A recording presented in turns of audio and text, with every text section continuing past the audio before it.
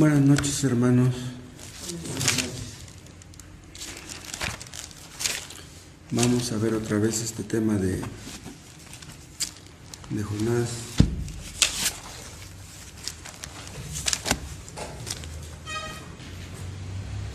Hay aquí muchas cosas que pienso que pueden sernos muy útiles. Jonás se subió a este barco que iba a Tarsis y dicen los comentaristas que es muy posible que en ese barco fueran marineros de diferentes naciones. Es posible que fuera algún marinero de Nínive. El viaje era muy largo, los viajes eran muy largos en aquel tiempo. Tardaría mínimo un año en ir y venir, porque se iba deteniendo en el camino y hacían negocios. Y dice aquí en el versículo 4, como Jonás huía de la presencia de Dios, dice el versículo 4, pero Jehová hizo levantar un gran viento en el mar. Ese viento no surgió por obra de la casualidad, sino que Dios mismo fue el que hizo eso. Y vean la reacción de los marineros, y los marineros tuvieron miedo, dice el 5, y cada uno clamaba a su Dios, o sea, eran de diferentes nacionalidades y pues cada quien oraba a su Dios favorito, ¿no? Dice que cada uno clamaba a su Dios, pero podemos ver que esas oraciones Dios no las escuchó, no fueron escuchadas. Al final del 5, dice que Jonás, al final del versículo 5, que Jonás había bajado al interior de la nave y se había echado a dormir.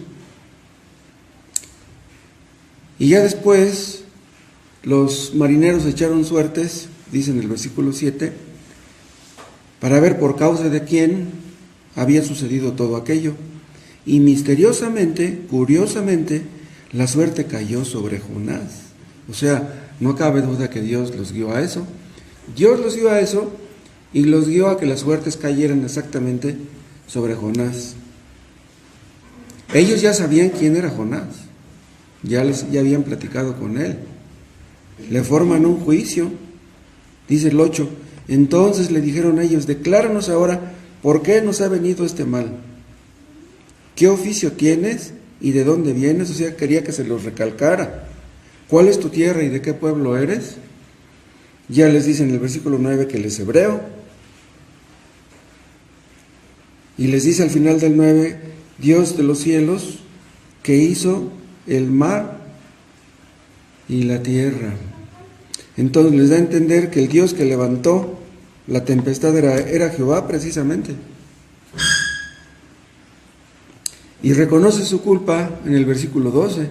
Él les respondió: tomadme y echadme al mar, y el mar se os aquietará, porque yo sé que por mi causa ha venido esta gran tempestad sobre vosotros.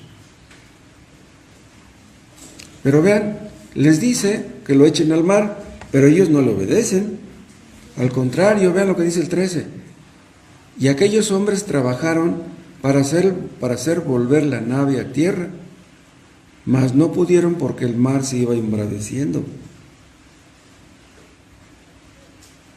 Tal vez tuvieron miedo, no han de haber dicho: si de veras es el Dios verdadero, el Dios de Jonás, y luego lo echamos al mar, pues a lo mejor en más problemas nos vamos a meter. Y vean lo que dice el 14. Entonces clamaron a Jehová y dijeron: te rogamos ahora, Jehová, que no perezcamos nosotros por la vida de este hombre. Vean, aquí ya no están orando a su Dios, no, aquí ya están orando a Jehová. ¿Qué es lo que le piden? Dice: te rogamos ahora, Jehová, que no perezcamos nosotros por la vida de este hombre. O sea, eso pudo haber ocurrido que Dios les quitara la vida. ¿Qué trabajo le costaba a Dios eso? Y dice el 15, y tomaron a Jonás y lo echaron al mar, y el mar se quietó. Y dice el 16, y temieron aquellos hombres a Jehová con gran temor. Esto parece indicar que en el momento que Jonás cayó en el agua, inmediatamente se calmó la tempestad. Aquellos hombres temieron a Jehová con gran temor. Primero tenían temor de la tempestad, ahora tienen temor por Jehová. ¿Y qué fue lo que hicieron? Dice, ofrecieron sacrificio a Jehová e hicieron votos. ¿Por qué hicieron esto? ¿De dónde sacaron esto? No cabe duda que ellos ya habrían oído hablar de que los judíos ofrecían sacrificios a Jehová. Y eso es exactamente lo que hicieron. Y al final del 16 dice, e hicieron votos. Esto es como si se hubieran consagrado: Señor, de aquí en adelante tú vas a ser nuestro Dios, ya nunca vamos a orar a los dioses falsos, de aquí en adelante solamente vamos a orar a ti. ¿Qué vimos la semana pasada? Que así como Jonás, hay personas que se enojan con Dios. ¿Por qué? Personas que se enojan con Dios porque la vida no es para ellos como ellos quisieran, como a ellos les gustaría que fuera la vida. Nosotros tal vez tengamos ideas equivocadas acerca de Dios y creamos que Dios debe hacer ciertas cosas. Y si no las hace como nosotros nos gustaría que las hiciera, entonces podemos estar inquietos, molestos, enojados contra Dios. Tal vez un cristiano esté pidiéndole cosas a Dios y pasen los meses o incluso años y Dios no le dé lo que le está pidiendo. Y tal vez él llegue al momento de la desesperación y diga: Dios, ¿qué pasa contigo? Si yo te estoy pidiendo esto, ¿por qué no me lo concedes? Y puede llegar al punto de enojarse con Dios. Veíamos hace 8 días que se supondría que Jonás tendría que ser un varón conforme al corazón de Dios, como Dios dijo acerca de David. ¿Qué cosa sería un varón conforme al corazón de Dios? Un varón, una persona que desea lo que Dios desea, que quiere hacer lo que Dios quiere que haga, que quiere obedecer a Dios en todo, que se identifica con Dios, que tiene los mismos planes que Dios, que se identifica con Dios en todas las cosas, que tiene un corazón parecido al de Dios. Una persona que entiende los propósitos de Dios y que está de acuerdo con tales propósitos, que está en armonía con Dios y que está dispuesto a pagar el precio para hacer la voluntad de Dios. Para hacer la voluntad de Dios tenemos que pagar el precio. Eso cuesta y puede ser un alto precio incluso. Para algunos cristianos de la antigüedad o de hace algunos siglos, el precio que tuvieron que pagar incluso fue su vida. Tuvieron que pagar con su vida. Hermanos, si nosotros queremos ser usados por Dios y se lo decimos a Dios: Dios, úsame. Yo quiero que me uses para que tus propósitos se cumplan en mi vida, en mi familia, en esta ciudad. Eso cuesta. Y eso puede costar mucho, pero ¿estamos dispuestos realmente a eso? En el Antiguo Testamento hay muchos vislumbres de que Dios tenía el plan, el propósito de salvar a personas de todo el mundo. Pero los judíos necios no querían entender eso. Sí, Israel era el pueblo escogido de Dios, pero eso no quiere decir que Dios la tuviera en contra de las demás naciones, que no quisiera que nadie fuera salvo. Pero ellos no querían entender eso. Los judíos conocían la elección. La elección es una doctrina no nada más del Nuevo Testamento, también del Antiguo. ¿Acaso no entendían los judíos ese versículo que nosotros entendemos que está en Romanos, que dice: a Jacob amé y a Esaú aborrecí? Bueno, eso está en el Nuevo Testamento, no está en el Antiguo. Pero ellos tendrían que haber entendido que Dios amó a Jacob y no a Esaú. ¿Por qué no lo entendían? Dios cometió un error al no salvar a Esaú. ¿Estaba Dios obligado a salvar a Esaú? ¿Qué pensarían los judíos si alguien les hubiera preguntado acerca de Esaú? ¿Por qué Jacob fue salvo y Esaú no? Los judíos pensaban que la salvación era para ellos, no para otras naciones. Ellos pensaban que la elección era elitista. ¿Qué quiere decir esto? Que era solamente para ellos, nada más para los de la raza judía. No, Dios no quería eso. En el Nuevo Testamento leemos que Dios no hace acepción de personas, y también lo leemos en el Antiguo Testamento. Pero los judíos pensaban que sí hacía acepción de personas. Vean, la elección no hace acepción de personas. Muchos piensan que el hecho de que Dios escoja a unos para ser salvos y a otros no, entonces Dios está haciendo acepción de personas, pero nosotros entendemos que no es así. ¿Por qué? Porque todos merecemos la muerte, todos somos pecadores, todos deberíamos ser aborrecidos, así como fue aborrecido Esaú. Lo sorprendente no es que Dios haya aborrecido a Esaú, lo sorprendente es que Dios haya amado a Jacob. ¿Se acuerdan ustedes cuál fue el tema que trató Jesús en su primera predicación? La soberanía de Dios en la salvación. Eso no les gustó para nada a los judíos, y desde su primer sermón quisieron matar a Jesús. Nada más que Cristo se escapó de ellos porque todavía no era su hora.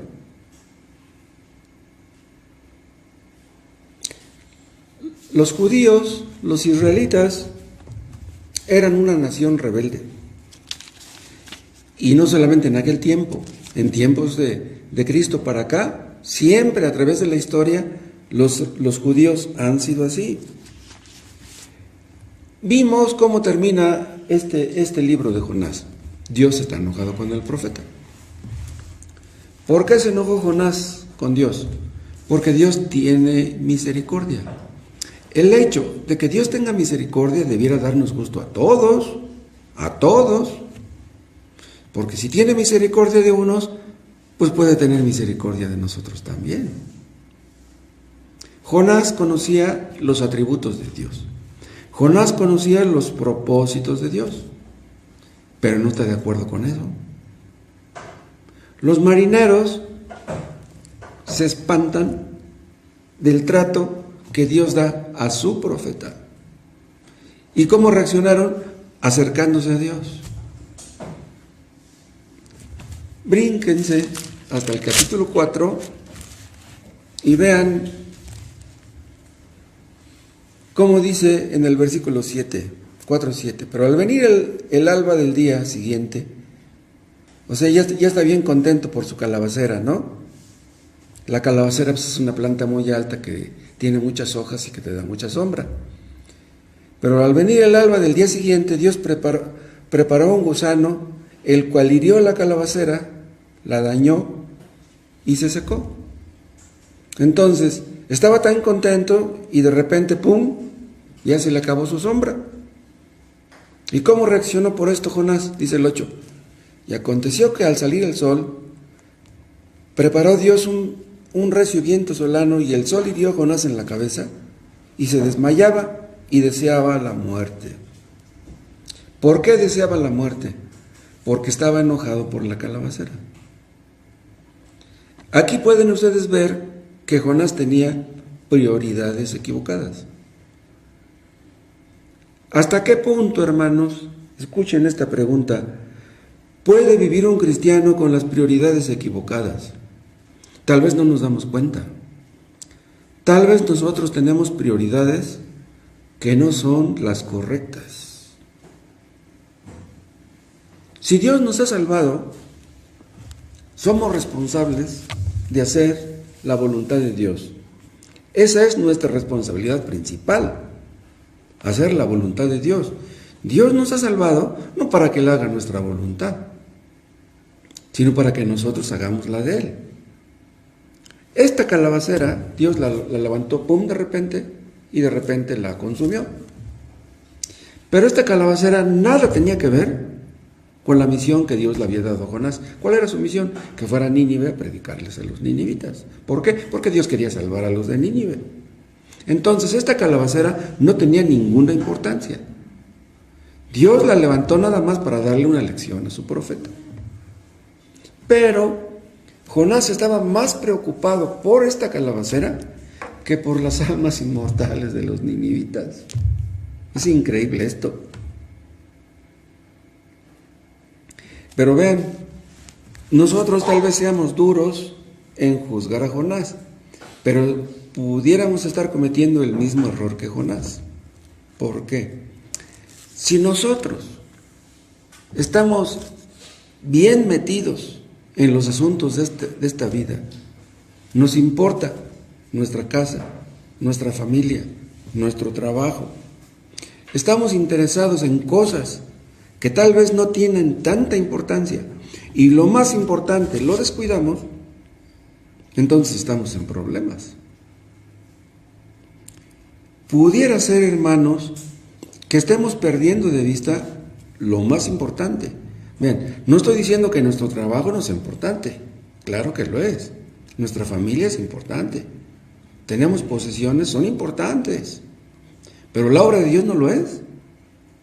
Eso debiera ser prioritario para nosotros, la obra de Dios. Un cristiano puede caer en el error de dedicar demasiado tiempo a sus hobbies, a sus pasatiempos, al deporte, a la televisión, a los paseos, al entretenimiento, a estar parado frente al espejo viendo los músculos, pensar demasiado en las vacaciones, en la ropa, en las compras, y dedicarle a Dios lo mínimo, como si Dios fuera lo menos importante. No estoy diciendo que las otras cosas no sean importantes, pero no pueden ser más importantes que Dios, no pueden serlo. Esas cosas a las que le dedicamos demasiado tiempo son calabaceras. Son cosas por las cuales no debiéramos estar enojados. Es posible, hermanos, que no nos importen mucho nuestras almas, ni mucho menos las almas de otros. ¿Será posible eso, hermanos? ¿Que no nos importen las almas de otros? ¿Para qué nos salvó Dios? ¿Para qué nos ha llamado? ¿Para qué vivimos si somos cristianos? Nos gusta vivir cómodamente, las comodidades pues a todo mundo le gustan. Podemos esforzarnos en que nada nos falte. No nos gusta que nos falten las cosas. Pero si algo nos falta, ¿qué vamos a hacer? ¿Vamos a hacer un berrinche? Jonás hizo un berrinche, porque Dios no hacía lo que él pensaba que tendría que hacer. Nosotros vamos a hacer un berrinche, no nos conviene. No nos conviene eso. Si un profeta que conocía mucho a Dios hizo un berrinche, nosotros podemos hacer lo mismo o peor. Cristo, antes de partir, les dio a sus siervos la gran comisión. ¿Cuántos años hace de eso? Tiene más de 2000 años. ¿Ya se completó la gran comisión? No, no se ha completado. ¿Por qué? Los cristianos primitivos rápido llenaron Europa del Evangelio, todo Asia Menor. Pablo se brincó el mar, llegó a Grecia, llegó hasta Roma, predicó el Evangelio y rápido llegó a toda Europa. ¿Cómo es posible que después de 2000 años no se ha completado la gran comisión? Más de 50,000 misioneros, hace 20 años, más de 50,000 misioneros gringos había en todo el mundo. Yo no sé cuántos habrá ahora. Ingleses, muchos misioneros ingleses. Pero aún así, bueno, no estoy diciendo que esos 50,000 misioneros hayan sido todos gente que predicara la verdad. Habría muchos que no predicaban el evangelio verdadero. Pero de todas maneras, la gran comisión no se ha completado. Cristo dijo: y será predicado este evangelio del reino en todo el mundo, por testimonio a todos los gentiles, y entonces vendrá el fin. ¿Por qué no ha venido el fin? Porque el evangelio no ha sido predicado en todo el mundo. ¿Y saben ustedes por qué no se ha completado la gran comisión? Por nuestras calabaceras. Porque nos importan más nuestras calabaceras que las almas inmortales. Porque nuestras prioridades no son las correctas. Entonces aquí el problema ya no es de Jonás. Aquí el problema es nuestro. Si no queremos hacer la voluntad de Dios, Dios no pierde nada. A Dios no le vamos a ganar. Si somos cristianos desobedientes, no ganamos, más bien perdemos. Jonás se atrevió a discutir con Dios, se enojó con Dios. Le dice Dios: ¿haces bien en enojarte? Sí, dice, mucho me enojo, hasta la muerte. Si nosotros nos enojamos, ¿saben qué va a pasar? Que haremos que Dios sea nuestro enemigo. ¿Y cómo le vamos a ganar a Él?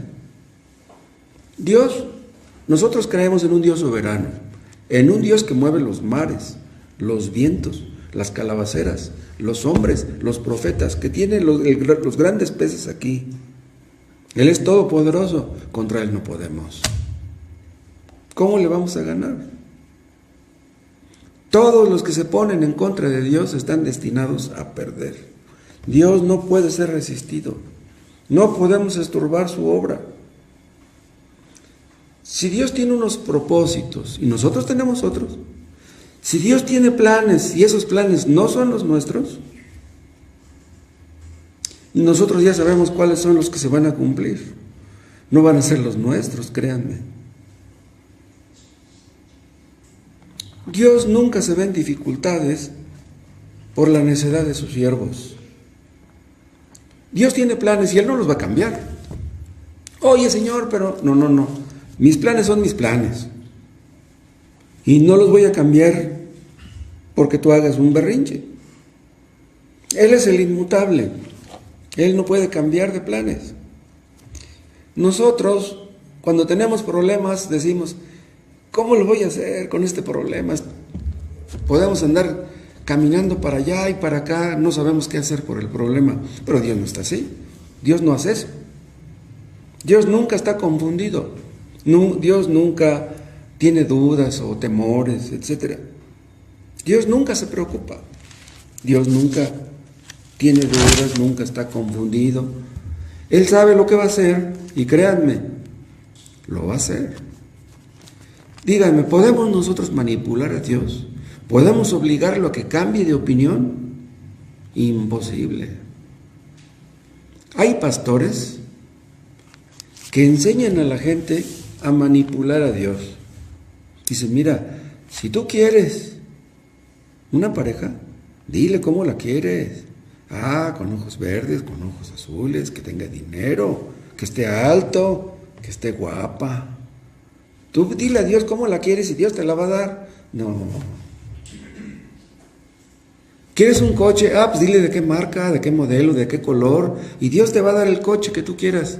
No, esas personas engañan a la gente. Hay iglesias donde hacen cultos maratónicos de oración. ¿Con qué propósito? Es que tenemos que obligar a Dios a que nos dé lo que le pedimos. No, Dios no cumple caprichos ni endereza jorobados. Hay iglesias que ayunan todos para que sane Dios a una persona y no la sana. Se nos murió aquella niña ya en la iglesia pentecostal. Aunque ayunamos todos por la niña, se murió. Dice: no, es que tienen que dar más diezmo, tienen que dar más ofrenda. Tenemos que hacer que Dios nos bendiga. Creen que Dios puede ser manipulado. Pero Dios no hizo caso de los berrinches de Jonás y Dios no hará caso de los nuestros, si acaso los hacemos. Hay padres que reaccionan mal ante los berrinches de sus hijos. ¿Cómo reaccionan? Pues para que ya no haga berrinche a mi hijo, pues le voy a dar lo que me pide. Mal negocio es ese. ¿Por qué un niño hace berrinches? Ah, porque quiere manipular a su papá, a su mamá. Pero Dios es soberano y ante Él los berrinches no funcionan. Dios no puede ser controlado, Dios no puede ser usado. Yo les dije hace rato que Jonás conocía los atributos de Dios. Jonás sabía que Dios es misericordioso. Dice en Romanos 9, tendré misericordia del que yo tenga misericordia. Dios no está obligado a tenerla, pero si Él quiere tener misericordia de los de Nínive, ¿no puede? ¿Cómo Jonás se atreve a pensar que no? Si Dios quiere salvar a todos los de Nínive, pues los va a salvar. No, pero es que odiamos a los de Nínive. Bueno, es asunto de ustedes. Los israelitas eran rebeldes y necios, pero Jonás veía los pecados de los de Nínive y no veía los pecados de los israelitas. Los israelitas necesitaban de la misericordia de Dios, pero Jonás no lo veía. Dios escogió a Jacob y no a Esaú. ¿Por qué? Porque Dios quiso tener misericordia de Jacob y no quiso tener la de Esaú. ¿Estaba Dios obligado a tener misericordia de Esaú? Claro que no. ¿Cometía Dios una injusticia teniendo misericordia de Nínive? Claro que no. Jonás decide rebelarse en contra de Dios. Él quiere que Dios haga su voluntad y él no quiere hacer la voluntad de Dios. Ahora, nosotros es posible que no estemos muy seguros de cuál es la voluntad de Dios para nosotros. Pero Jonás no tenía esa duda, no. Jonás sabía cuál era la voluntad de Dios. ¿Cuál era? Pues que fuera Nínive. ¿No sabía Jonás que Dios es todopoderoso? Claro que lo sabía. ¿No sabía que Dios es soberano? También lo sabía. Pero a pesar de que conocía a Dios y mucho, actúa neciamente. ¡Qué incongruencia! Pero vimos hace 8 días que Dios tenía el propósito de usar a Jonás y no a otro. Tal vez aquí debamos reflejarnos nosotros. Hermanos, ¿es posible que nosotros sepamos cuál es la voluntad de Dios para nosotros y que hagamos lo mismo que Jonás? Un cristiano puede demostrar con sus hechos, vean lo que les voy a decir, un cristiano puede demostrar con sus hechos que no está dispuesto a hacer la voluntad de Dios. Pero díganme, ¿podemos salirnos con la nuestra?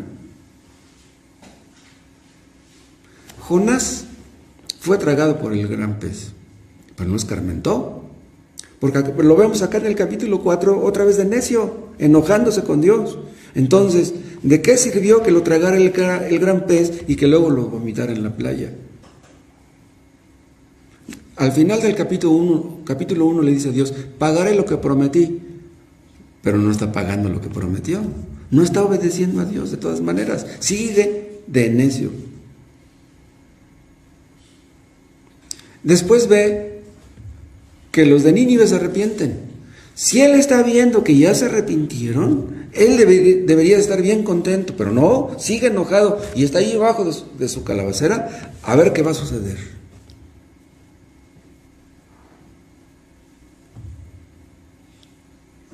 Vuelvan al capítulo 1.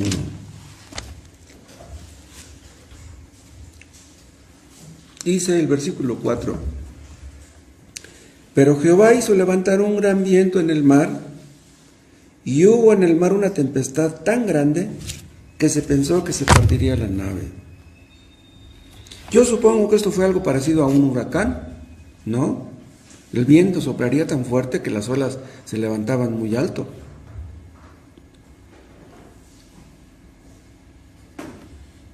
Este huracán lo vieron los marineros y no pensarían, bueno, pues ya hemos visto otros huracanes, pues, ¿cuál es la diferencia? Pero este huracán tenía algo especial. Ellos pudieron ver que Dios estaba metido en el asunto, al menos terminaron viéndolo. que Dios había levantado el gran viento y esta tempestad. Pero yo supongo que no era el único barco que andaba por ahí cerca andaría otro. Entonces el huracán o la tempestad no solamente los afectó a ellos, sino a los demás barcos que estaban por ahí. Pero vean ustedes cómo esta tempestad no era lo que parecía ser. Esta tempestad Dios la levantó no más por Jonás. No más por Jonás.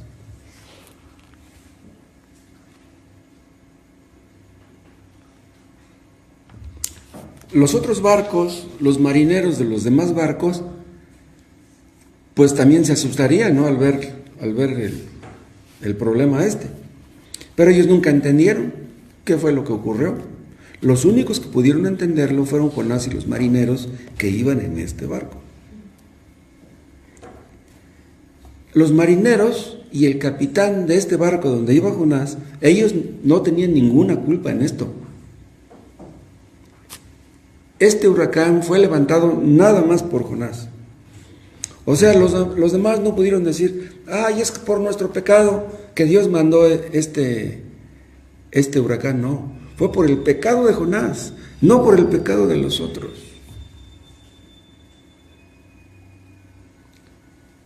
Jonás era un creyente verdadero, no tenía prioridades equivocadas, pero era un creyente verdadero. Pero en este momento los marineros están en peligro de muerte por culpa de Jonás. ¿Quieren que les diga algo? Los que nos rodean pueden ser bendecidos por medio de nosotros o pueden ser perjudicados por medio de nosotros. Nosotros podemos ser un medio de bendición para nuestros hijos, pero pudiéramos ser un medio de maldición para nuestros hijos,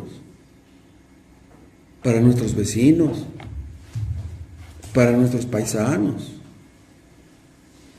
Veíamos hace 8 días que nadie peca en un vacío. Cuando una persona peca, afecta a todos los que lo rodean. Yo les daba el ejemplo de un borracho. Un borracho dice, yo me compro mi cerveza, me compro mi botella con mi dinero, con el dinero que yo me gané con mi trabajo, a nadie le hago daño, a nadie le pido. ¿Qué le importa a la gente si tomo?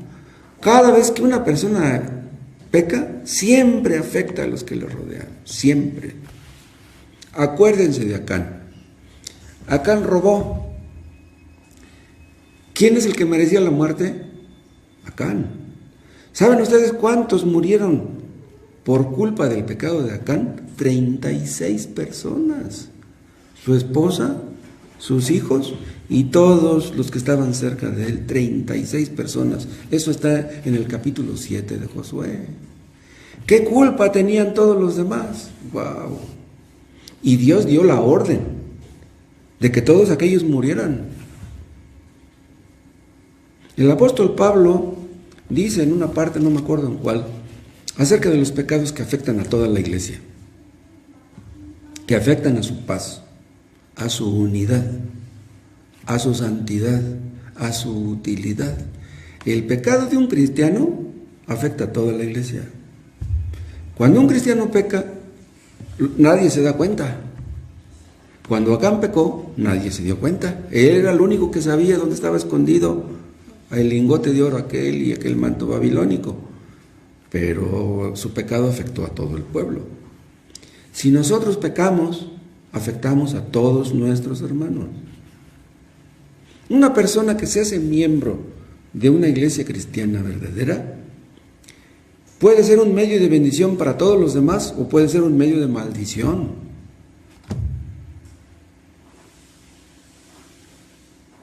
El pecado de una persona siempre afecta a otros. Pero vean, Jonás está desobedeciendo a Dios y está durmiendo en las partes bajas del barco, como si estuviera haciendo algo gracioso, algo simpático. Vean lo que les voy a decir. Es posible que un cristiano esté desobedeciendo a Dios y que disfrute al mismo tiempo de una paz falsa. Un cristiano puede creer que tiene paz con Dios, cuando en realidad lo que tiene es paz con su conciencia. Pero escuchen, no es lo mismo tener paz con nuestra conciencia que tener paz con Dios. Jonás estaba durmiendo, en medio de la tempestad estaba durmiendo, pero llega el capitán y lo despierta. ¿Qué tienes, dormilón? Despiértate, clama a tu Dios. ¿Cómo Dios le manda al capitán a que le diga, clama a tu Dios? Eso es exactamente lo que él tendría que estar haciendo. Y es lo que no quería hacer Jonás. No quería clamar a Dios. Un cristiano puede convencerse a sí mismo de que no es grave lo que está haciendo. Puede justificarse. No es grave lo que estoy haciendo.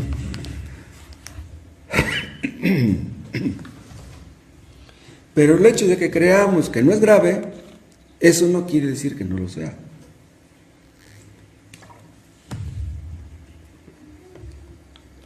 Podemos llegar a creer que nuestra rebeldía o nuestra desobediencia tiene ciertos atenuantes. Pero ¿saben qué va a pasar? Que en cualquier momento despertamos y estamos metidos en una tormenta, como le pasó a Jonás, una tormenta en nuestra vida. Jonás despertó y escuchó la voz del capitán que le dice, despierta, dormilón, y clama a tu Dios. ¿Jonás lo hizo? No. Jonás no oró. ¿Cuándo fue cuando oró? Cuando lo tragó el gran pez.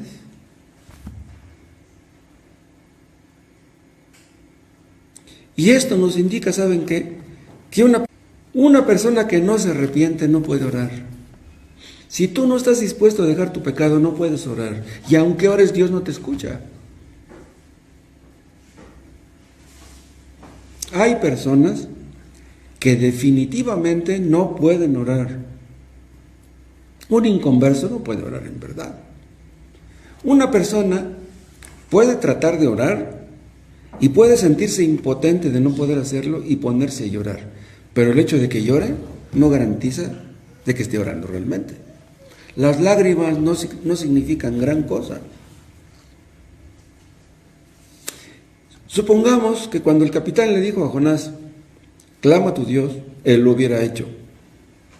¿Dios lo hubiera escuchado? No. ¿Por qué no?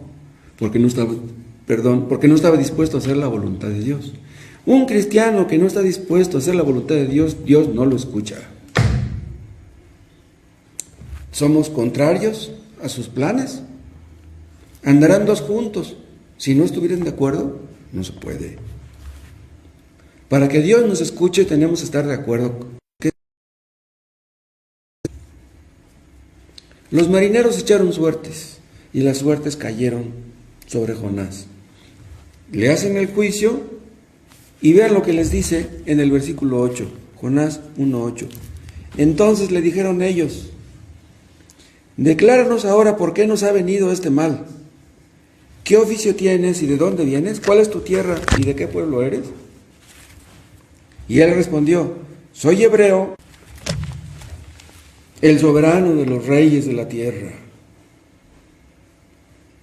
Pero vean cómo dice, soy hebreo y temo a Jehová. Esta es una incongruencia, porque si teme a Jehová, entonces ¿por qué no hace la voluntad de Dios? Si nosotros tememos a Dios en verdad, pues debemos hacer su voluntad. Si teme a Jehová, ¿por qué en lugar de acercarse a él se está alejando? En lugar de ir a la derecha, está yendo a la izquierda. Jonás no evangeliza a los marineros, no les dice que tienen que arrepentirse, pero esto es hasta cierto punto lógico. Hemos visto en más de una ocasión, ¿cómo les diremos a nuestros hijos que se arrepientan si nosotros no nos arrepentimos? ¿Cómo les diremos a nuestros seres queridos que se arrepientan si nosotros no lo hacemos?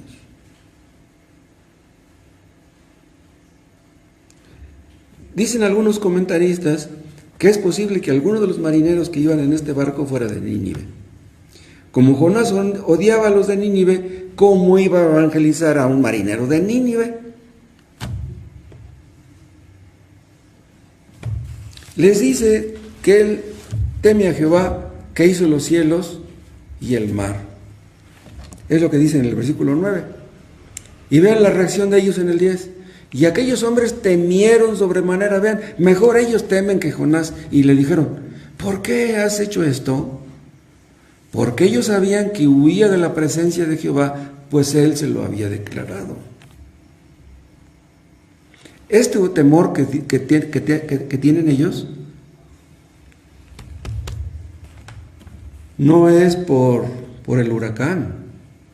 Este temor es por Dios, por Jehová, por el Dios de Jonás.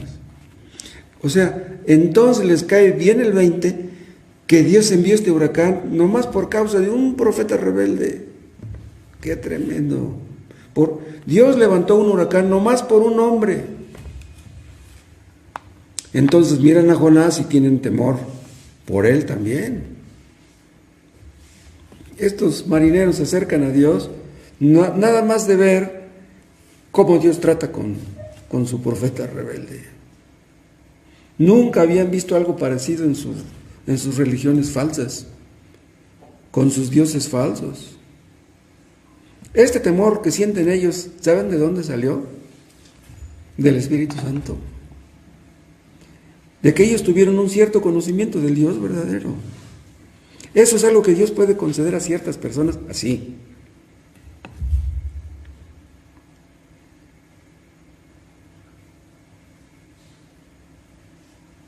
Fue tan grande el temor que tuvieron que por eso no lo arrojaron al mar. Porque como les dije hace rato, han de haber dicho, lo arrojamos al mar y más problemas vamos a tener.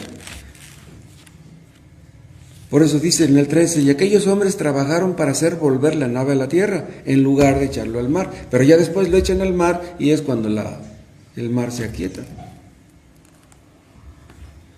Vean hasta qué punto llegó Jonás. Él estaba dispuesto a morirse con tal de no ir a Nínive. Un inconverso, si llega a ese punto, bueno, pues es inconverso. Hay personas que entienden bien que existe el cielo, que existe el infierno, que tienen que arrepentirse, pero no lo hacen. ¿A qué punto llegan? Al punto del suicidio espiritual. Hay personas que no son capaces de matar a otras, pero se matan a sí mismas. Saben que tienen que arrepentirse, pero no se arrepienten. No quiero obedecer a Dios, no quiero dejar el pecado, no me voy a arrepentir. Pero ¿cómo es posible que un creyente esté dispuesto a esto? A morir con tal de no hacer la voluntad de Dios. Vean, Cristo murió,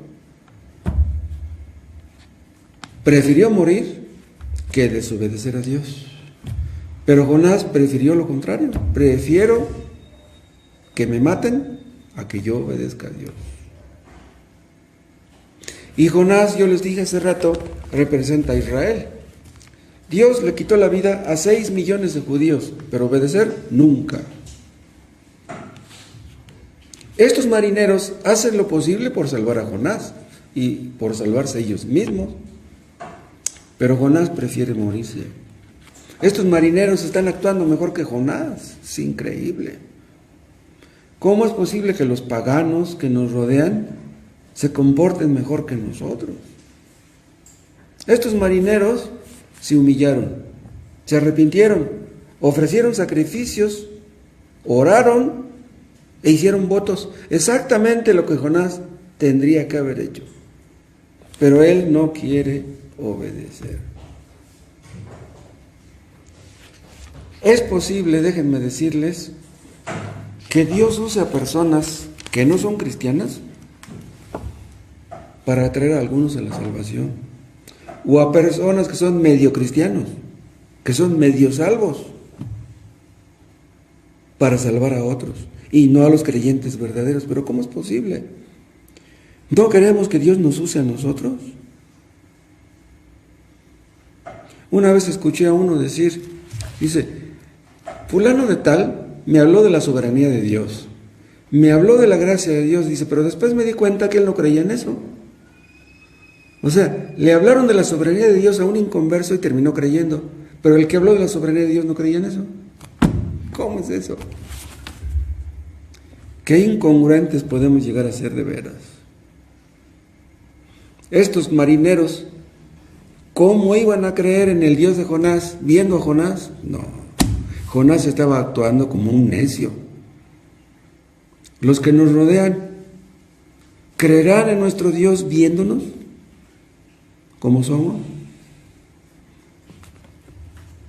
Este Jonás les dice a los marineros: yo creo en Jehová que hizo los cielos y el mar.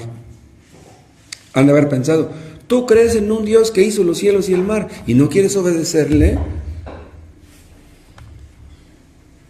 Si nosotros evangelizamos y regalamos libros, regalamos Biblias, pero no queremos obedecer a Dios, pues ¿de qué sirve que evangelicemos y que regalemos Biblia?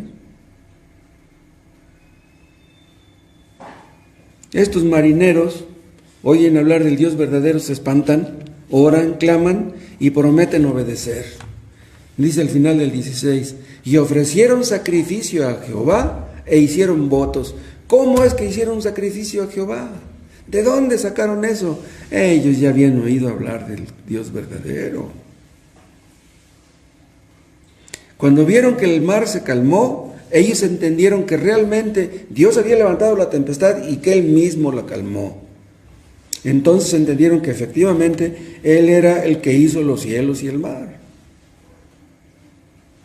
Yo les digo que es seguro casi que el mar se calmó así de repente. ¿Cómo se espantarían?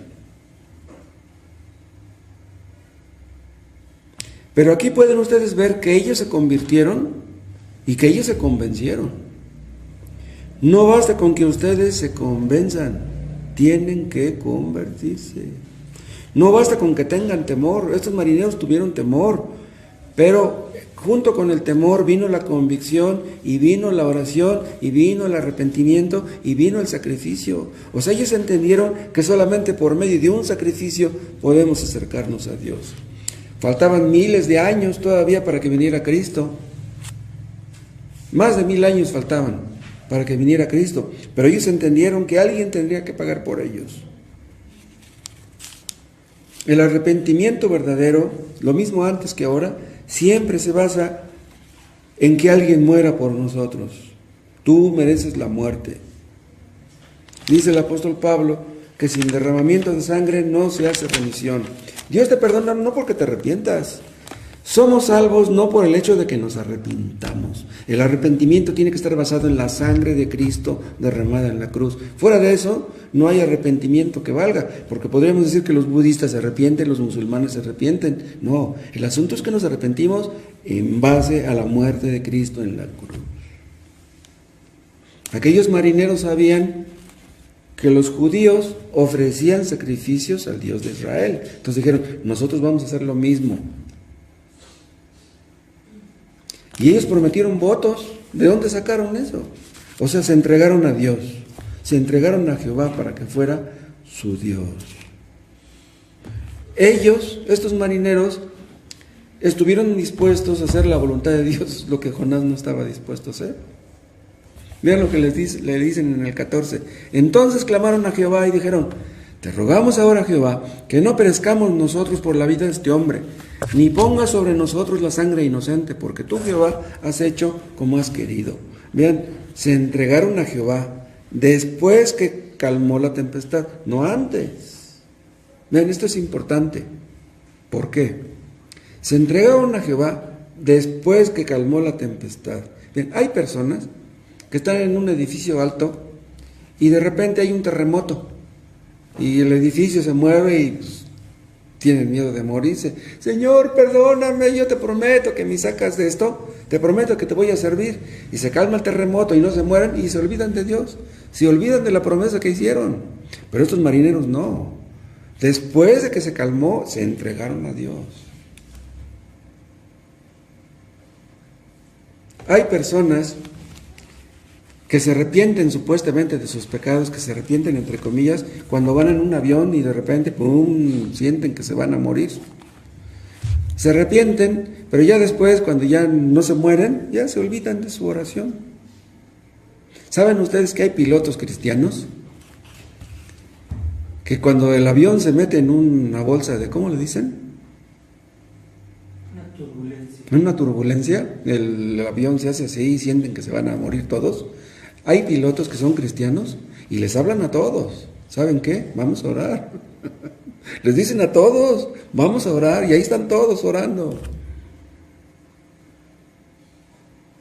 Pero esas personas que oran en ese momento, ya cuando llega el avión a tierra, que se salvan, ¿se entregarán de veras a Dios? Estos marineros se entregaron a Dios después que pasó el problema.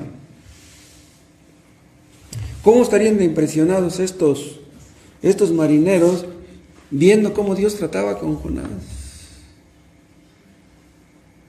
Dios movió el cielo, Dios movió la tierra, Dios movió el mar por Jonás. Y todo porque quería corregir nada más a uno.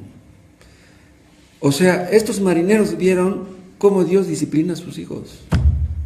Eso no se ve entre los paganos. Acuérdense que Dios al que ama, disciplina. Si tú pecas y Dios no te disciplina, entonces Dios no te ama. Dios azota y castiga a todos los que recibe por hijos. Hay personas que pecan y dicen que son cristianas y Dios no los castiga. Ah, pues si no te castiga, entonces no eres cristiano. Así de sencillo.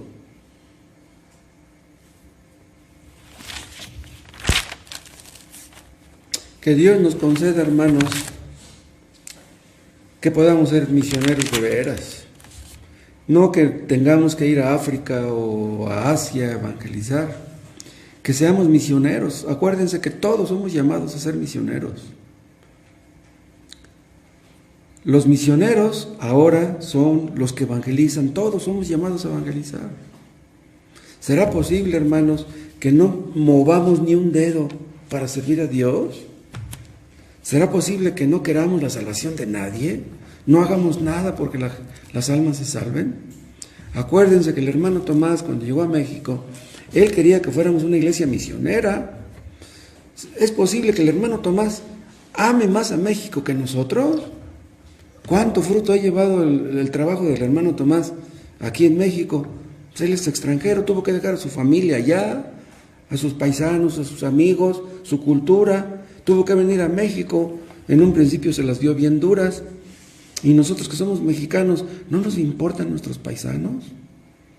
¿No nos importan nuestros parientes, nuestros seres queridos?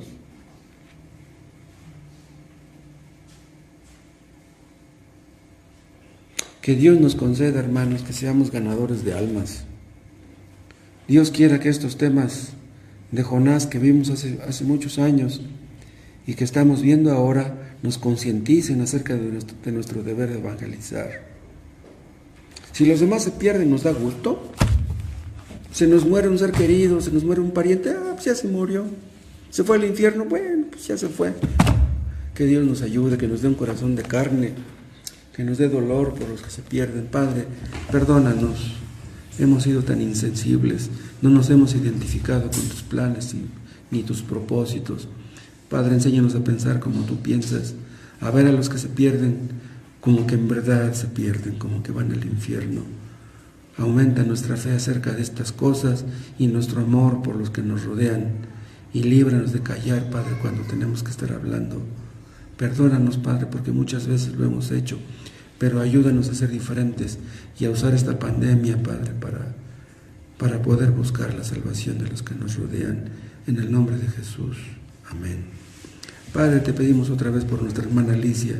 Está en un problema difícil, y por su hija Alicia, que también tiene problemas de salud. Por toda esa familia te pedimos, Padre, que los guardes, que los sostengas, que los fortalezcas, que los santifiques, que los uses y que suplas lo que se necesita para esta hora. En el nombre de Jesús. Amén.